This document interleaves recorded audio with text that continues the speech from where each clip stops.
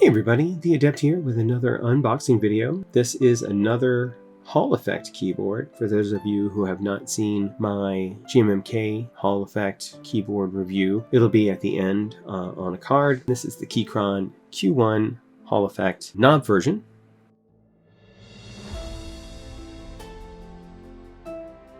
Now I just found out that there is a brand new Q5 Hall Effect version with a knob from Keychron, which is intriguing for me since I am an 1800 lover. So on the top, as usual for Keychron keyboard, you have your giant quick start guide, some nice hard foam manual, braided cable, additional gaskets, additional button feet, additional screws, screwdriver, Allen key, basically everything you need in order to fix this if you happen to lose a part. The dongle, the Windows keys, you'll want those. Keycap combo switch puller and a USB-A to C converter. And that is it for accessories. Let's go ahead and take out the board. So this features Keychron magnetic switches, but they are open bottom magnetic switches. So I'm not sure how they're going to sound, but let's go ahead and give an initial out-of-the-box sound test.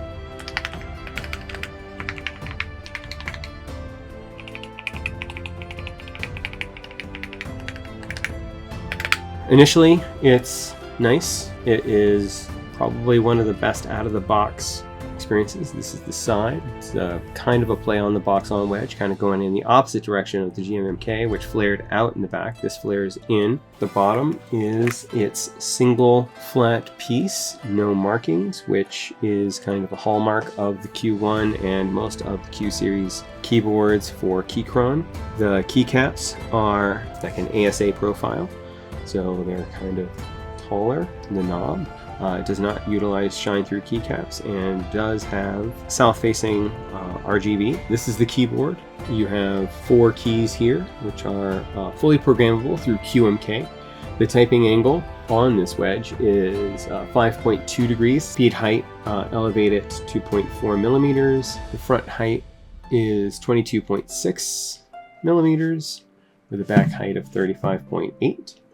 And it weighs about 1,700 grams. It's got some weight to it. I mean, I've certainly felt heavier keyboards, but it's no slouch. I think that since we have a bunch of foam inside, that is what's going to contribute to the current sound. There is no IXPE sheet, but it's not necessary on a Hall Effect keyboard since, strictly speaking, you're not bottoming out onto the keyboard. And this is the internal of the key. Notice there's no bottom, but there are positioning holes, the 2 pins on the side. Let's think about what we want to do with this board today, because it sounds pretty good. I do want to take it apart. All right, let's take off the back here. I should take off the front now. Better. Oh, or not, because this is a Keychron. Almost forgot. Let's go ahead and disconnect the battery, which is a JST cable. Also, the wireless comes out through here. Also, the Bluetooth. So there's a little wire that runs from here to the back, where it goes out to bypass the aluminum frame. Let's take a look at this foam. It's kind of a weird foam with shiny bottom. I think it's Poron. And then there is a small thin sheet of foam below that. And that is glued to the bottom. And then there is this guy here, which sits underneath your knob to stop it from pushing down. Now the gasket performance, I don't know if you saw that, but it actually is pretty good. These are built-in force brake mods, which is nice. Q1s are notoriously bad in the original configuration for their ping. All right, that's our quick teardown. We'll add our knob back. The screws are magnetic, so that is a plus.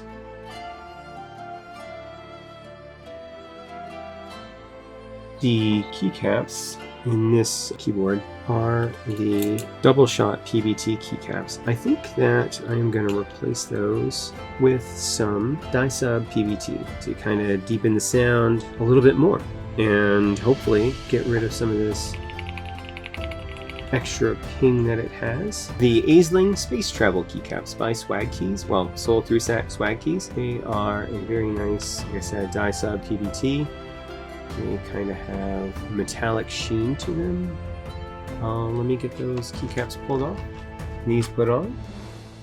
All right, this is a quick look at the keyboard without the keycaps on it. You'll see here the factory lube for the Keychron is as hefty as ever, which hopefully should not really interfere with the operation. It didn't feel like there was a problem. You know what they say, more is more. I heard that somewhere. And the plate here is an aluminum plate. Again, not that big a deal on an HE keyboard because you kind of want everything to kind of stay in place so that the sensors can get it, even though there is a very, very little amount of flex on the keyboard from the gaskets.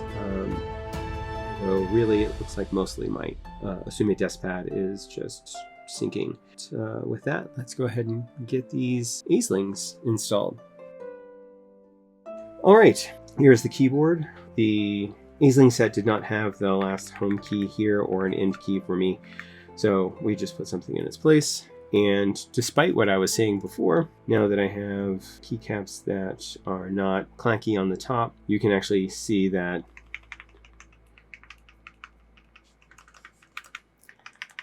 despite all of the lube that they used, these stabilizers still rattle. But with that, let's do a quick sound test, and then I'll give you my final thoughts.